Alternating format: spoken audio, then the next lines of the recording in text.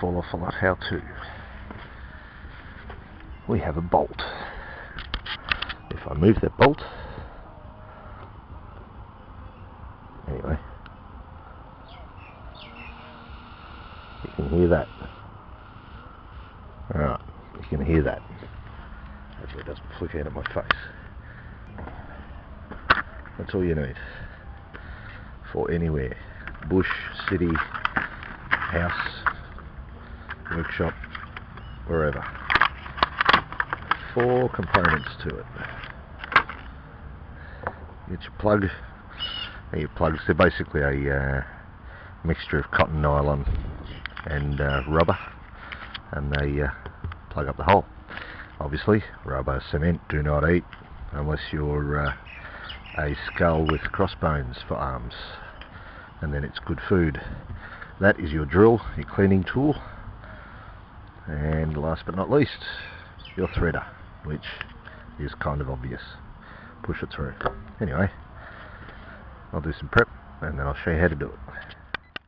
Alright, this one's for 08 Ride and anyone else who wants to know. Now you'll notice these tools are metal. The only thing you have to worry about is the pressed on moulded plastic on the handle as far as it coming apart. But as far as you buying those plastic ones 08, I wouldn't. I'd try and get these metals where you can. It's just, you know, metal's better. Metal's old school, doesn't break. Look at the old cars. Anyway, what I'll do first of all, this is a sticky bit. I might take the outer edge one.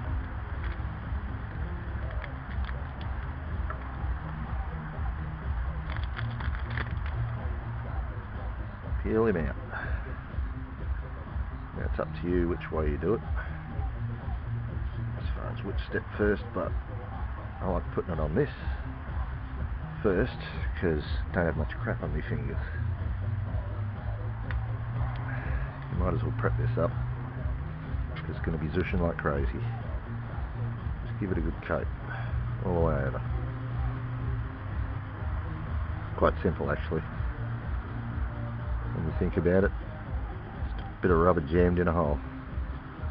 But what's happening here is it's doubling over, so it'll be a bigger hole. This is the way you should use it anyway, doubled over. Give it a good liberal amount just so you know it's gonna glue.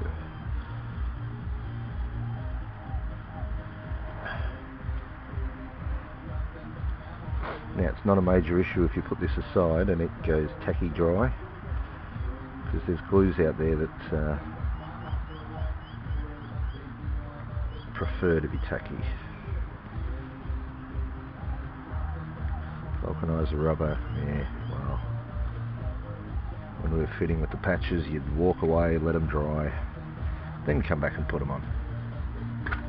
Alright, that is done and waiting. Leave that hanging somewhere now. Next step, pull it out.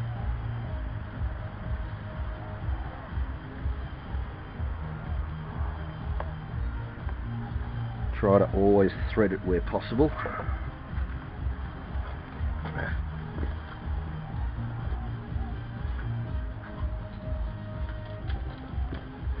Yeah, try to always thread it where possible. You don't want to rip out the guts in the process of pulling it out.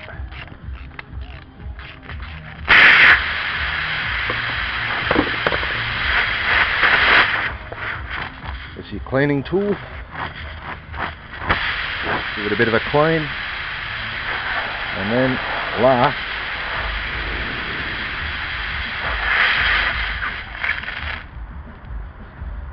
but not least,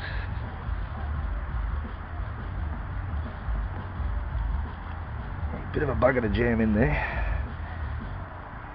but leave a little bit hanging out and it should be inside. And when you pull your handle, it should stay there. And there you go. That should be fixed.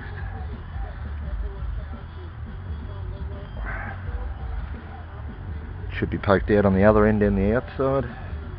As you can see, it does get a bit tacky, sticky. And job done. Wait till it dries. That's it.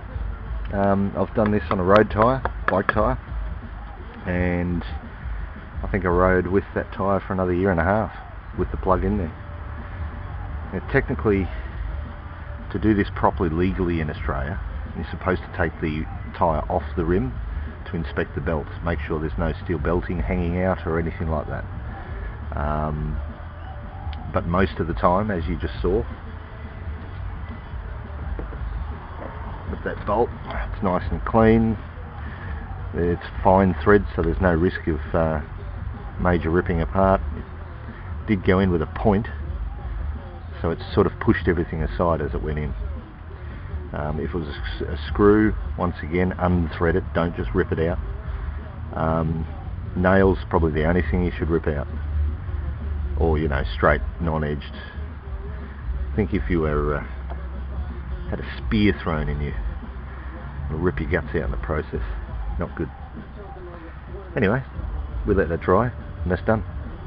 I would be surprised if that leaks, but as you can see, it's going to get you out of a fix.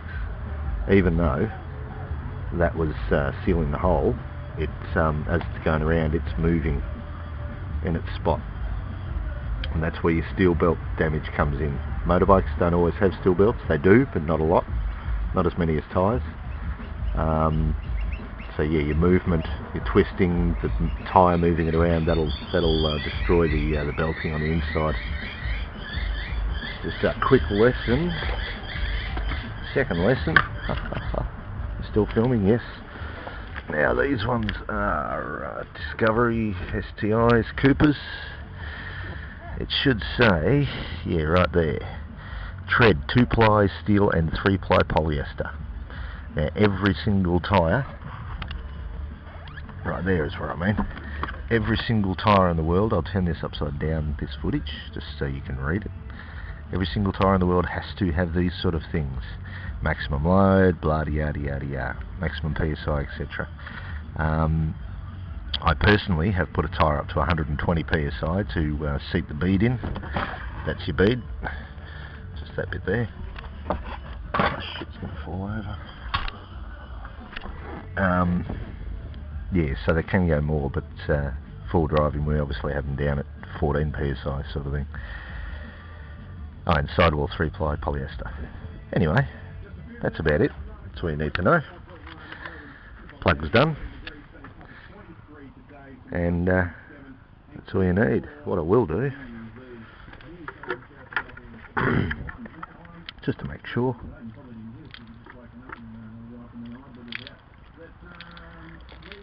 see if you can see any bubbles. It's much better if you get soapy water, because it won't run straight off, it'll hang around a bit, plus the soap in the bubbles, the soap in the water will bubble up, easy to see, but I've got no doubt that's sealed. So, now you know how to get yourself out of a fix. This one, tubeless tyre repair kit, I think from memory. Yeah, they say no bikes, ignore that. There's your instructions there. There you go. I think that's about right. I think you can read it. Anyway, cut the excess off, it's up to you. I would. Let it dry first though. This packet would have cost me maybe $5 or $10. If it costs you any more, tell the guy to go jam it up his ass. Particularly this one, because then when he pulls it out, it's going to pull out the shitty bit, you know, the crappy bits inside his body that make him bullshit a lot. Anyway, Falloffalot and his little how-to tips. Done. Have a nice day. Bye.